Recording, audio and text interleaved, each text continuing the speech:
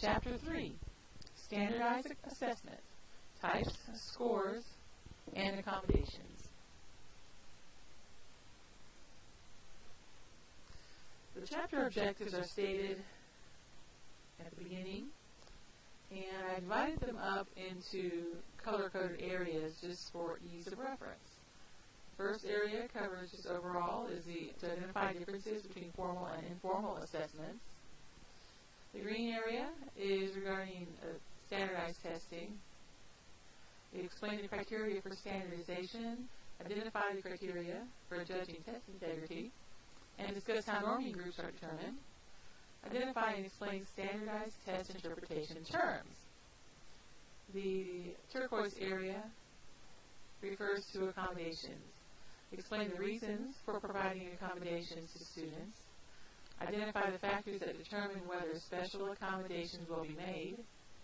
Describe the role of the IEP team in the documentation of accommodations. And identify when and what modifications can be used during standardized accountability testing. The yellow section is about alternate assessment. Identify what conditions are necessary for a student to qualify for alternate assessment, and define the criteria for developing alternative assessments. Differences between formal and informal assessments. Standardized assessment is also referred to as formal assessment. Formal assessment, or standardized assessment, compares a student's performance with that of peers who are similar in age or grade level. Data-driven and is based on mathematically computed and summarized data. Scores such as stay-nines, percentiles, or standards are derived from these. Most importantly, the formal assessments are developed by experts in the field, and it's administered and scored according to very specific procedures. Informal or non-standardized assessment is curriculum or performance-based, more authentic. It informs instruction, and it's content and performance-driven. Formal assessment has criteria to determine whether it is valid. There is standardization. On what group was it standardized? Reliability. Are the results consistent? And validity. Does it measure what it claims to? Norming groups are established by administering to large numbers of individuals, the target population of the test, who have specifically defined characteristics such as certain ages or sexes. The data is statistically analyzed and used to construct performance standards referred to as norms. Norms are used to compare one individual's performance to that of similar individuals. Some examples of formal assessment are tests of aptitude, tests of achievement, and norm reference tests. Tests of aptitude are those IQ tests that determine a student's intelligence quotient. Tests of achievement are a battery of tests that cover basic skills. Reasons to administer that are to determine eligibility for special education services, identify students who need remedial services, and compare one group of students to another, such as in the district or the state, and to evaluate the effectiveness of the teacher, the curriculum, or both. And norm reference tests compare a student's performance with that of a comparison group, same age or grade, and is referred to as norm or reference group.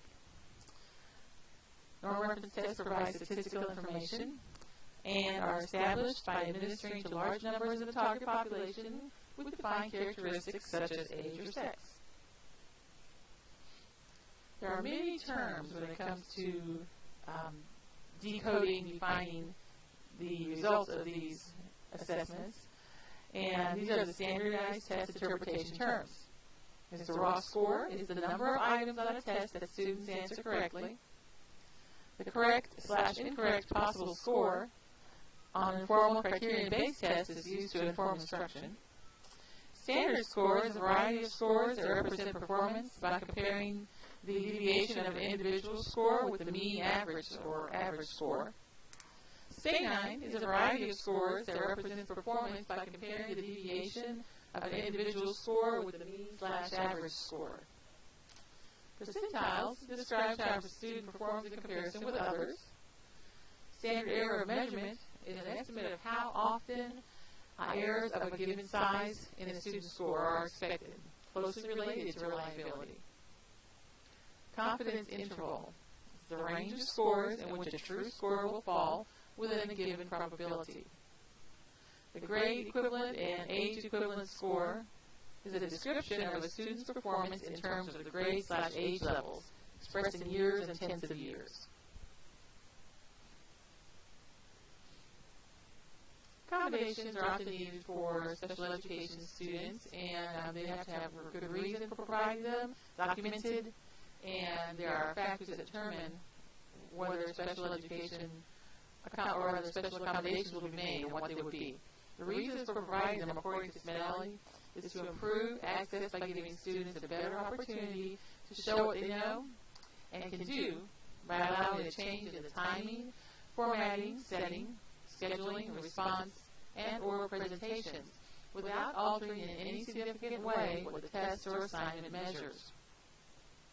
Factors that determine whether special accommodations will be made must be based on evaluation results, current educational functioning level, or the student's unique learning characteristics. Accommodations and the IEP team. The IEP team has a role it plays in determining what accommodations will be made and determines whether the accommodations are needed, first of all. And in this process, in the IEP process, the students and the parents are involved in the decision making. Once they've decided which accommodations are needed and how they'll be done, they must include a statement on the IEP to indicate what the accommodations are and what are necessary during the state or district assessments and why they are needed. Then they must track accommodations through the IEP process. They follow how students have been assessed following instruction, and they monitor the students to determine if they continue to need accommodations or if those need to be adjusted, just to accommodate them in a different way. As it is a legal matter, these are written on the IEP so that they can be followed closely by the instructors. Alternate assessment is for those students who have significant cognitive disabilities. The conditions necessary to qualify for alternate assessment are these. It's designed for students with significant cognitive disabilities, and students are being instructed using a different set of curriculum content standards, such as life skills. These are typically special diploma students who are not seeking the regular general ed diploma.